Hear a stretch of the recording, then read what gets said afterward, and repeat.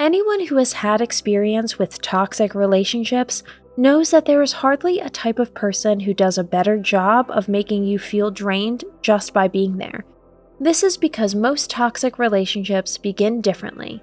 The closer the relationship, and thus the greater the likelihood that one will unceremoniously cut someone out of one's close environment, the more likely it is that a toxic person will show his or her true colors, often with dire consequences for one's own health, especially mental health.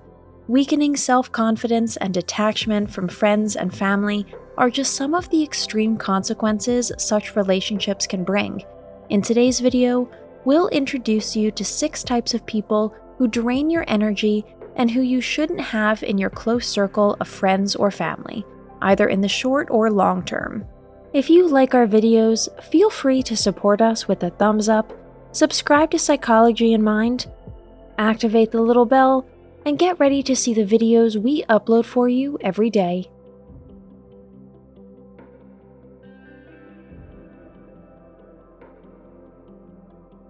Number 1. Selfish or conceited people. A selfish person is someone who wants to fulfill their own aspirations at any cost. In doing so, no consideration is given to others. Egoism is to be distinguished from a healthy self-confidence.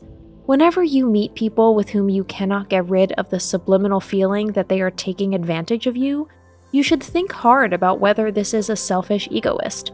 You also have to be careful with conceited people who are so convinced of themselves that no one in their environment is good enough for them. Next to egoists, it's not uncommon to feel invisible. Because selfish people lack the empathy it takes to empathize with others, they tend to put themselves above others. Number 2. People who always have to be better than you. You tell an acquaintance about a professional success, an achievement in your recreational sport, or a new friendship. If the answer to this is not recognition, but rather envy, you can assume that you have come across a so-called one-upper. This type of person always has to rise above others. He wants to be the best, fastest, and biggest everywhere, and brags about his successes.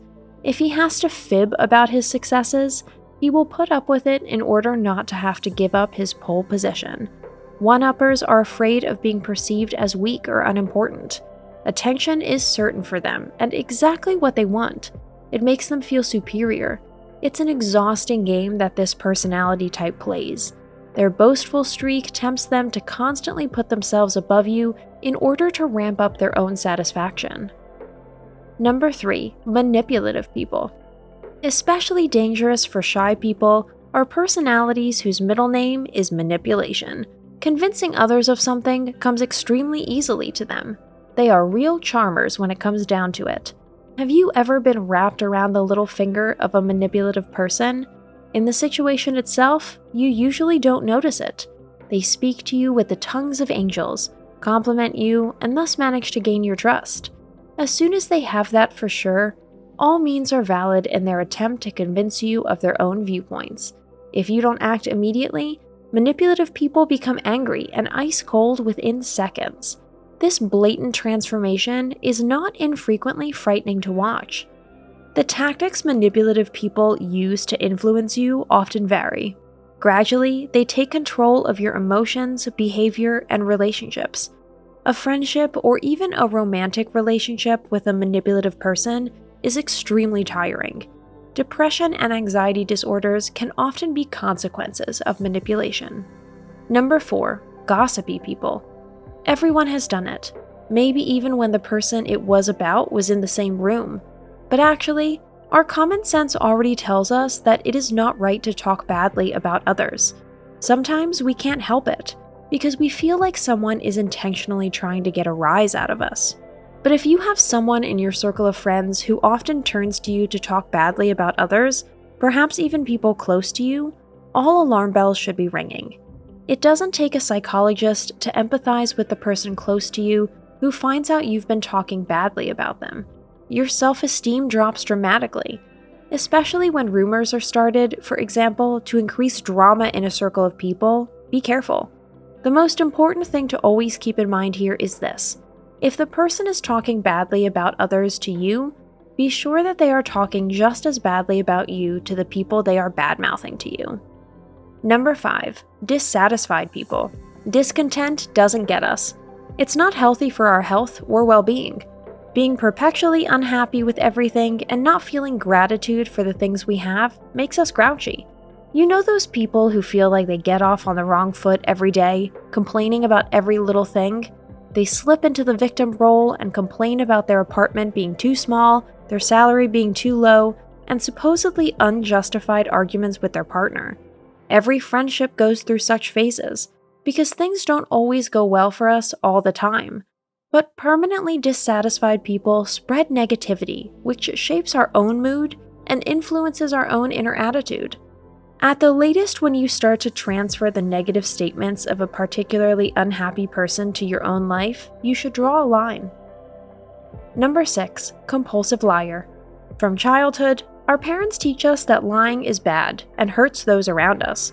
Whenever we lie, potential trouble arises, depending on the reason and the degree of our lie, which is why most people refrain from telling extended tall tales, except for small white lies.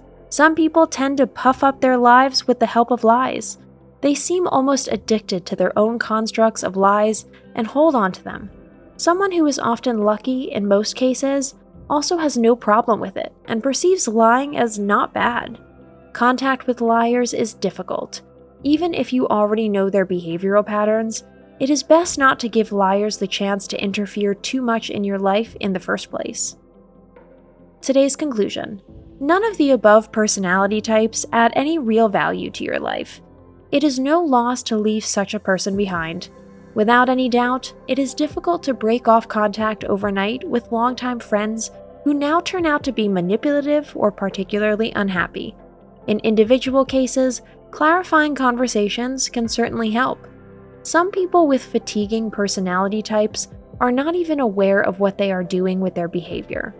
Perhaps changes can be noticed after some time, but if no discussion helps, do your mental health a favor and go your life way without such life energy robbing people. That's it for today. Thanks for watching. Did you find this information helpful? Do you have experience with it? We would love to hear from you. Leave a comment below and let us know your thoughts. For more resources about mental health, self-improvement, and psychology, visit our website. You'll find the link in the video description where you can also connect with us on social media and sign up for our email list. Take care of yourself and have a beautiful day.